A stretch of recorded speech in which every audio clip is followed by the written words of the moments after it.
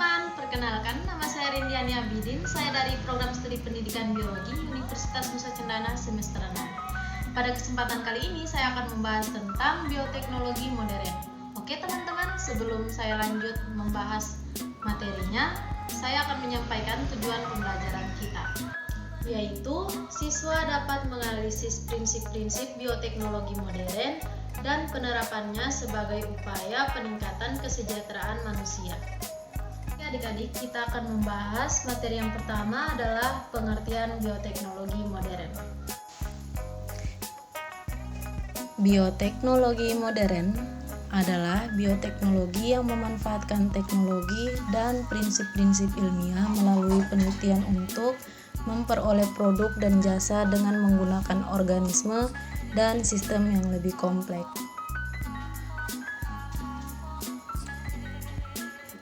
Perbedaan bioteknologi konvensional dan bioteknologi modern.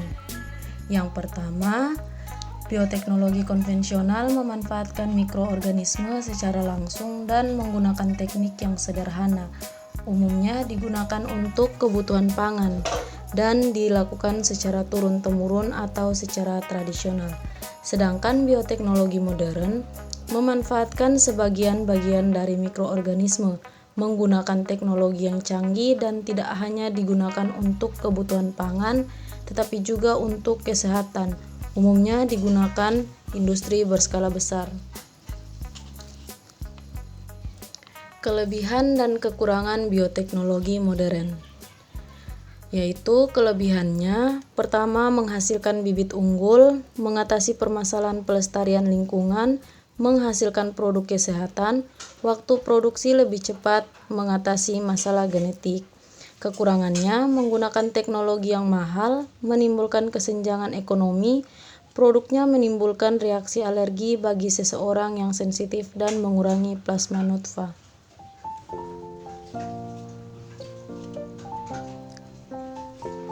Yang pertama, protein sel tunggal atau PST.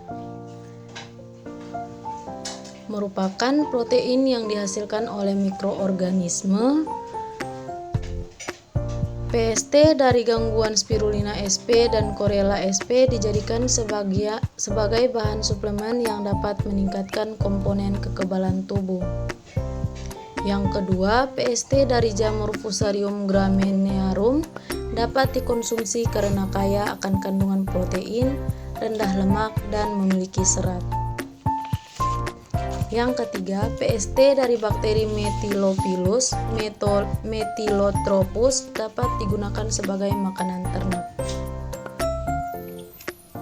Yang kedua, rekayasa genetika atau rekombinan DNA adalah kegiatan memanipulasi gen untuk memperoleh produk baru dengan cara membuat DNA rekombinan dengan menyisipkan gen agar organisme baru yang terbentuk memiliki sifat-sifat yang kita inginkan.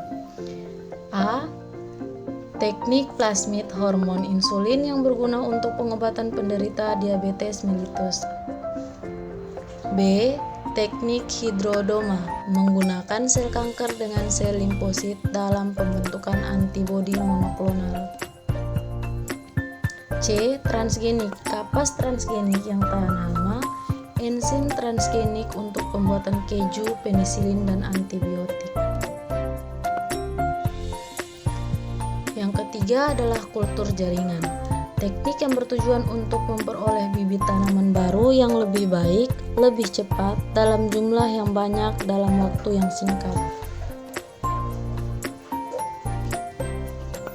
Yang keempat adalah cloning, penggunaan sel somatik makhluk hidup multiseluler untuk menghasilkan individu baru dengan materi genetik yang sama atau identik dengan induk yang diambil jaringannya, contohnya domba doli.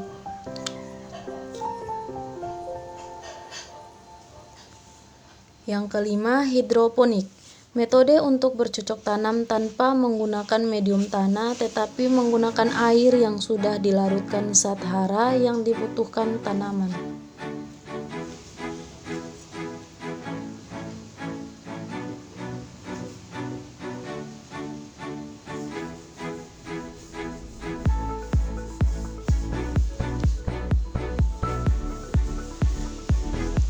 Yang keenam, inseminasi buatan, yaitu fertilisasi yang terjadi pada sel telur dengan sperma yang disuntikkan pada kelamin betina, contoh yang digunakan pada sapi.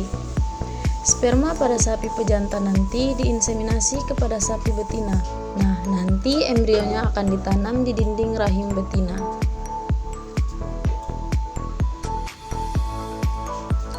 Yang ketujuh adalah bayi tabung, merupakan hasil pembuatan yang berlangsung di dalam tabung yang medium dan kondisi tabung sama persis dengan uterus atau rahim.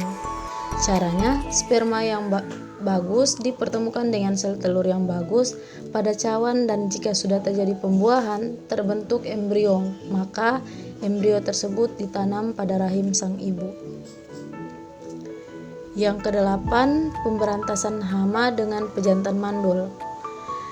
Dengan cara mengatasi serangga-serangga jantan sehingga organ reproduksinya tidak berfungsi lagi atau tidak steril. Kemudian serangga ini dilepas ke habitatnya dan serangga ini tidak mampu membuahi sang betina sehingga jumlahnya tidak semakin banyak.